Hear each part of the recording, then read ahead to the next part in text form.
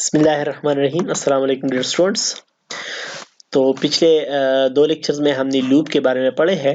हमने लूप्स के basic discuss किए। हमने लूप का मतलब दो टाइप्स डिस्कस किए हैं, वाइल लूप और डू वाइल लूप। तो वाइल लूप और डू वाइल लूप में एक जो है वो वाइल लूप जो है वो प्री टेस्टेड लूप है, मतलब उसमें पहले कंडीशन देखा जाता है फिर बॉडी को एग्जीक्यूट किया जाता है। और जो डू वाइल लूप है उसमें पोस्ट टेस्टेड लूप है। इसमें पहले बॉडी की को एग्जीक्यूट किया जाता है फिर उसके बाद कंडीशन को देखा जाता है। उन दोनों लूप्स के बाद एक और लूप है हमारे पास बहुत इंटरेस्टिंग, फार लूप। फार लूप वो जो दो लूप है, डू वाइल लूप और वाइल लूप, उन दोनों को आप सेंटिनल कंट्रोल लूप कह सकते हैं। लेकिन जो फार लूप है इसको हम काउंटर कंट्रोल लूप कहते हैं। क्या कहते हैं इसको? Counter control loop. मतलब इसमें हम काउंटिंग करते हैं और ये लूप हम तब यूज करते हैं जब हमें पहले से पता हो कि लूप ने कितने मरतबा इटरेट होना है या लूप ने कितनी मरतबा रिपीट होना है। लेट सपोज मुझे अगर एडवांस में पता है कि मैं एक लूप को 500 मरतबा रिपीट करना चाहता हूं, तो उस सिचुएशन के लिए बेहतर लूप जो है वो फार लूप है। अक्सर हमें एडवांस में पता होता है, तो इसलिए ये लूप जो है ये सबसे ज्यादा यूज होता है। ये the most prominent type of loop है। इस लूप का जो सिंटैक्स है वो बहुत इंटरेस्टिंग है। इसका जो कीवर्ड है वो फार है। ये फार जो है ये एफ स्मॉल एफ है, ठीक है। तो फॉर लूप, फॉर इसका कीवर्ड है। फिर इसके सबसे पहले इसमें इनिशियलाइजेशन होती है। मतलब जो मैं डू वाइल लूप में इनिशियलाइजेशन कर रहा था मैं बॉडी के बाहर कर रहा था, लेकिन फॉर लूप में जो इनिशियलाइजेशन होती है, मतलब जो बेसिक वैल्यू लूप ने स्टार्ट कहां से होना है, लूप ने शुरू कहां से करना, कौन से नंबर से करना है, उसको इनिशियलाइजेशन कहते हैं। तो वो इनिशियलाइजेशन है। फिर उसके बाद कंडीशन है। कंडीशन हम उसके जो इनिशियलाइजेशन है ये सिर्फ एक बार एग्जीक्यूट होता है। जो कंडीशन है वो हर बार देखा जाता है। अगर कंडीशन ट्रू है तो उसके बाद ये बॉडी एग्जीक्यूट होती है। जो ही ये बॉडी एग्जीक्यूट हो जाए तो उसके बाद इंक्रीमेंट या डिक्रीमेंट पे चला जाता है। इसकी मतलब फ्लो ऐसी है, इनिशियलाइजेशन फिर कंडीशन फिर बॉडी ऑफ द लूप, फिर उसके बाद इंक्रीमेंट डिक्रीमेंट, फिर उसके बाद कंडीशन, फिर बॉडी, फिर इंक्रीमेंट डिक्रीमेंट, फिर कंडीशन, फिर बॉडी, फिर इंक्रीमेंट डिक्रीमेंट, फिर कंडीशन, फिर बॉडी। तो कंडीशन में हम ये देखते हैं कि कंडीशन ट्रू है कि फॉल्स। अगर कंडीशन ट्रू है तो बॉडी एग्जीक्यूट होगी, अगर कंडीशन फॉल्स है तो बॉडी एग्जीक्यूट नहीं होगी, बॉडी स्किप होगी और उसके बाद जो स्टेटमेंट्स है वहां पर लूप चला जाएगा। जो ही बॉडी एग्जीक्यूट हो जाता है तो फिर इंक्रीमेंट या डिक्रीमेंट पे चला जाता है। इंक्रीमेंट या डिक्रीमेंट जो हमने ऑपरेटर में डिस्कस किया था, इंक्रीमेंट या लूप की जो वैल्यूज है उसको हम इंक्रीमेंट करेंगे या डिक्रीमेंट करेंगे। आगे जाके एग्जांपल में ये हम देखेंगे। जो ही इंक्रीमेंट या डिक्रीमेंट होगा उसके बाद कंडीशन को फिर देखा जाएगा, ठीक है। अगर कंडीशन ट्रू है तो ये बॉडी एग्जीक्यूट होगी, ठीक है। बॉडी एग्जीक्यूट होने के बाद फिर इंक्रीमेंट या डिक्रीमेंट होगा वेरिएबल। जब इंक्रीमेंट या डिक्रीमेंट हो जाए तो उसके बाद फिर कंडीशन को, मतलब इनिशियलाइजेशन जो है ये सिर्फ एक बार एग्जीक्यूट होता है और ये जो कंडीशन, बॉडी और इंक्रीमेंट डिक्रीमेंट जितना लूप चलेगा ये तीनों साथ साथ एग्जीक्यूट होंगे। अच्छा, अगर लूप में एक से ज्यादा स्टेटमेंट हो तो उसको हम कर्ली ब्रेसेस में बंद करेंगे। देखो इधर मैंने लेट सपोज एक और स्टेटमेंट भी है, एक और स्टेटमेंट भी है, मतलब एक से ज्यादा स्टेटमेंट्स हो तो उसको कर्ली ब्रेसेस में हम इनक्लोज करेंगे। लेकिन अगर लूप के बाद सिर्फ एक स्टेटमेंट हो, ये सिर्फ एक ही स्टेटमेंट मैंने अगर एग्जीक्यूट करना है तो इस लूप को फिर कर्ली ब्रेस की जरूरत नहीं, फिर ये स्टेटमेंट जो है ऑटोमेटिकली एक से ज्यादा बार रिपीट होगा। इसको हम फ्लोचार्ट की मदद से भी जाहिर कर सकते हैं। फ्लोचार्ट में देखो सबसे पहले इनिशियलाइजेशन होता है। इनिशियलाइजेशन के बाद कंडीशन। कंडीशन या तो ट्रू होगा या फॉल्स। अगर कंडीशन ट्रू है तो बॉडी एग्जीक्यूट होगी, बॉडी के बाद फिर इंक्रीमेंट या डिक्रीमेंट होगा, इंक्रीमेंट या डिक्रीमेंट करने के बाद फिर दोबारा कंडीशन पे आएगा। अगर कंडीशन ट्रू है तो फिर बॉडी एग्जीक्यूट होगी, फिर इंक्रीमेंट, बॉडी के बाद फिर इंक्रीमेंट या डिक्रीमेंट होगा, फिर उसके बाद फिर कंडीशन में आएगा। अगर कंडीशन इधर ट्रू है तो फिर बॉडी में आएगा, body of the loop execute होगी, फिर उसके बाद फिर इंक्रीमेंट या डिक्रीमेंट होगा, फिर उसके बाद फिर कंडीशन में आएगा। और अगर कंडीशन फॉल्स हुआ तो फिर लूप ये बॉडी और ये इंक्रीमेंट डिक्रीमेंट स्किप होगा और लूप कंप्लीट होगा। आगे जो स्टेटमेंट है वो एग्जीक्यूट होंगे, ठीक है। इस पे एग्जांपल करते हैं। तो फॉर लूप पे लेट सपोज मैं चाहता हूं कि मैं एक एग्जांपल रन करूं। मैं पाकिस्तान को 5 मरतबा फॉर लूप की मदद से डिस्प्ले करूं। तो फॉर कीवर्ड है, ठीक है। बॉडी के बाद पहले मैं इनिशियलाइजेशन करता हूं, इंटीजर आई स्टार्ट फ्रॉम 1 देखो मैंने क्या कह दिया कि लूप ने 5 मरतबा अगर एग्जीक्यूट होना है तो आई जो है, आई एक वेरिएबल है, ये 1 से शुरू होगा, फिर आई इज लेस देन और इक्वल टू 5, आई क्या है, आई जो है ये लेस हो, अच्छा इस इनिशियलाइजेशन के बाद ये सेमीकोलन खामखा लगाना है, ठीक है। फिर i is less than equal to 5 का मतलब है कि आई तब तक जाएगा जब तक 5 तक ना पहुंचे, 5 की इक्वल ना हो जाए या 5 से ग्रेटर ना हो जाए, ठीक है। और उसके बाद फिर मैं आई को प्लस प्लस करूंगा, इसको इंक्रीमेंट कहते हैं। आई मैंने शुरू किया था 1 से और आई 5 तक जाएगा, हर दफा इंक्रीमेंट होगा। और मैं क्या कहता हूँ, सी आउट पाकिस्तान में स्क्रीन पर डिस्प्ले करना चाहता हूँ, ठीक है। डिफरेंट लाइन के लिए मैं स्लैश एन लगा दिया। अब ये सिर्फ एक स्टेटमेंट है लूप की बॉडी की बात, ये एक स्टेटमेंट मैं 5 दफा रिपीट करना चाहता हूं तो मैंने करली ब्रेस नहीं लगाया, अब मैंने डायरेक्ट इस तरह लिख दिया।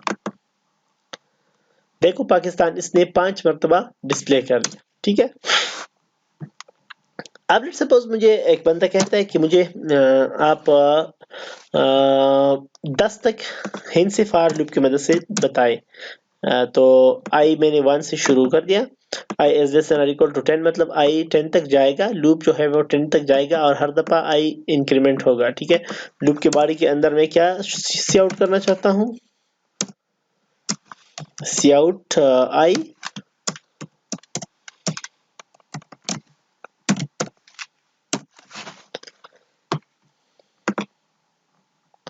देखो 1 से 10 तक इंस्टेंस सारे हिंसे मुझे डिस्प्ले करने। अब एक बंदा मुझे कहता है कि 1 से 50 तक जो हिंसे है, मतलब ये सारे मुझे जमा करके फॉर लूप की मदद से बताओ, 1 से 50 तक सारी हिंसे जमा करना। तो इसके लिए मैं सबसे पहले इंटीजर सम लेता हूं, उसमें 0 स्टोर करता हूं। अब मैं इधर क्या करता हूं कि आई ने कहां तक जाना है, आई सीधे 1 से शुरू होकर 50 तक जाना है, आई ने इंक्रीमेंट होना है। अब इसमें एक से ज्यादा स्टेटमेंट है तो मैं इसको कर्ली ब्रेस के अंदर कर देता हूं। अब इसमें मैं क्या करता हूं, मैं आई को डिस्प्ले करने के बजाय sum equal to sum plus i, sum में मैं नंबर को जमा करता हूं। देखो सम में पहले 0 है तो सम में मैंने 0 के साथ अब आई में 1 है, सम और 1 को मैंने 0 और 1 को मैंने जमा करके सम में रख दिया तो इसमें 1 आएगा। फिर आई इंक्रीमेंट होके 2 हो जाएगा, कंडीशन फिर ट्रू है, तो फिर अब सम में 1 है और आई में 2 है तो 2 और 1 जमा होके 3 होगा, 3 सम में आएगा, ठीक है।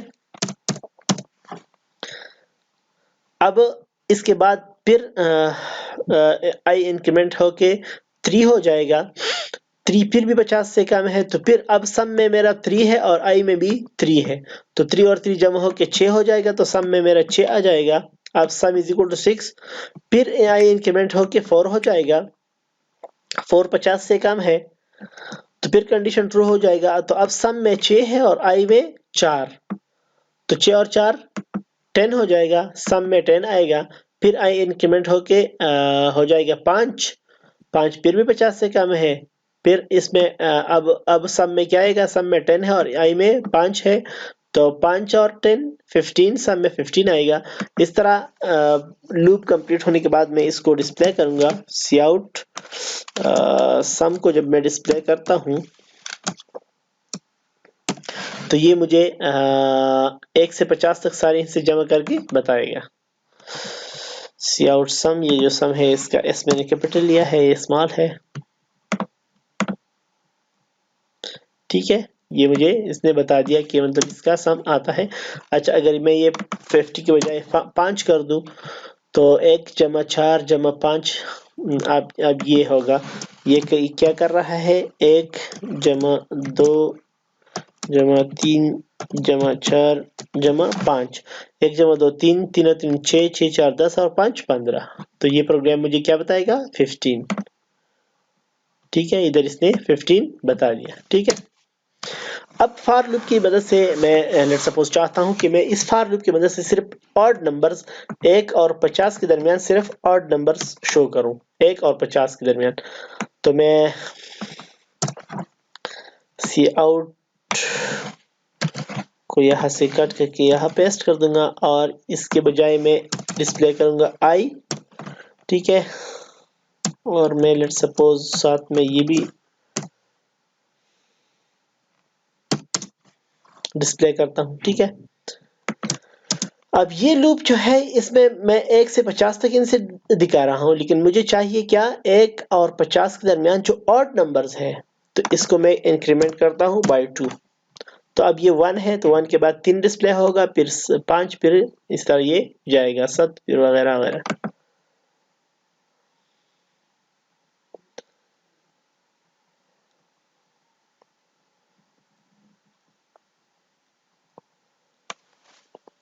वही ये क्या कर रहा है, तो कुछ ज्यादा ही दे रहा है। Integer i start from 1, i is less than और इक्वल टू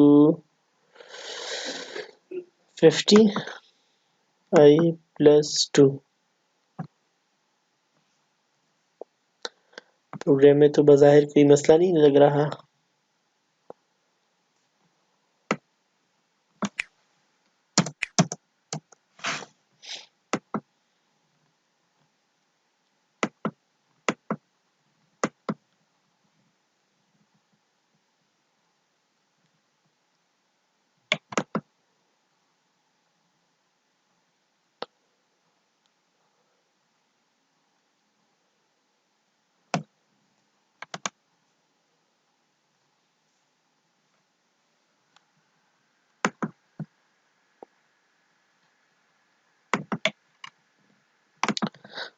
अच्छा, तो ये मैंने सिंपली आई प्लस 2 लगाया था, ये सिंपल आई प्लस 2 जो है ये काम नहीं कर रहा, तो आई प्लस इक्वल टू 2 लगाना होगा, ठीक है। तो अब जब मैं इसको इस तरह लगाता हूँ तो ये 1 और 50 के दरमियान जो इवन नंबर ऑड नंबर्स होते हैं वो मुझे डिस्प्ले करेगा, ठीक है। 1, 3, 5, 7 वगैरह। अब अगर मुझे चाहिए कि मैं सिर्फ इवन नंबर प्रेजेंट करूं, ऑड नहीं, तो इधर इसको 1 के बजाय 0 से शुरू करें। तो देखो ये मुझे अब सिर्फ इवन नंबर शो कर रहा है, ठीक है।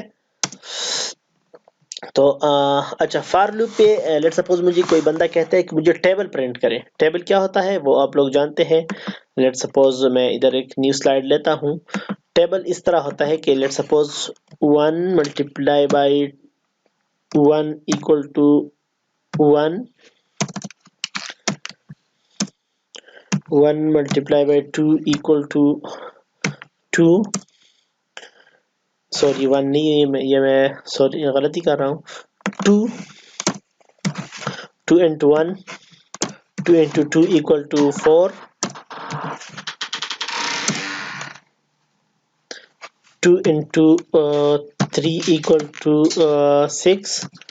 इस तरह 2 into 4 equal to 8, इसको टेबल कहते हैं। तो अगर कोई मुझे कहता है कि मुझे एक टेबल शो करे, टेबल दिखाए लूप की मदद से, तो उसको भी मैं लिख सकता हूँ।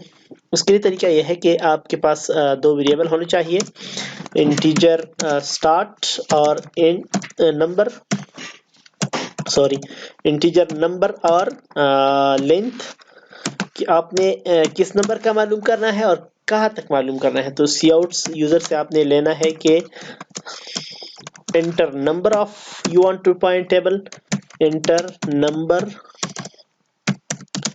you want to find table, जिस नंबर का आप टेबल मालूम करना चाहते हैं वो एंटर करें। तो उसके लिए cn क्या करेगा, cn will take that number, फिर cout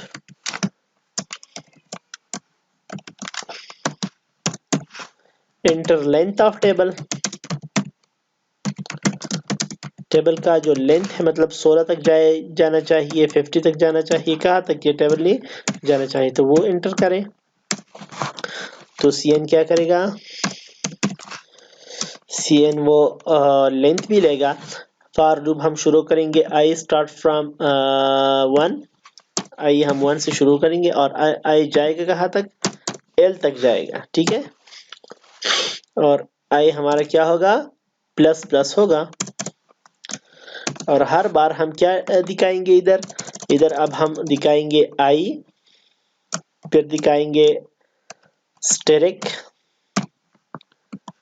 फिर हम दिखाएंगे n, sorry n, yes n, फिर इक्वल और फिर वो i cross n, i into n, ठीक है।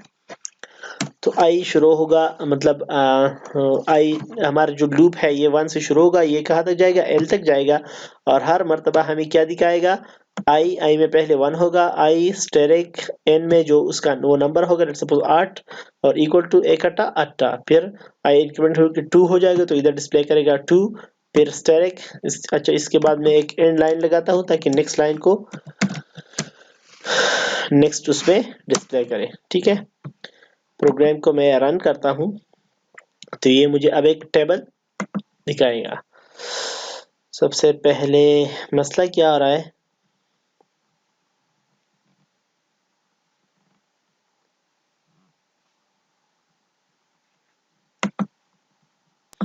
इधर मैंने सेमीकोलन नहीं लगाया था, दोबारा इसको रन करता हूं। प्रोग्राम में रन हो गया, मुझे कहता है कि enter number you want to find table, मैं 8 7 का वो टेबल फाइंड करना चाहता हूं। एंटर लेंथ हम ज्यादातर 16 तक लेते हैं, तो ये देखो 1 7 7 2 7 14 3 7 21 4 7 28 5 7 35 और 16 7 112, ठीक है। तो स्कूल में हम 16 तक जाते थे, ठीक है। तो ये इस तरह का टेबल हम प्रिंट कर सकते हैं, ठीक है। Thank you so much. कोई भी मसला हो तो आप लोग मुझसे पूछ सकते हैं।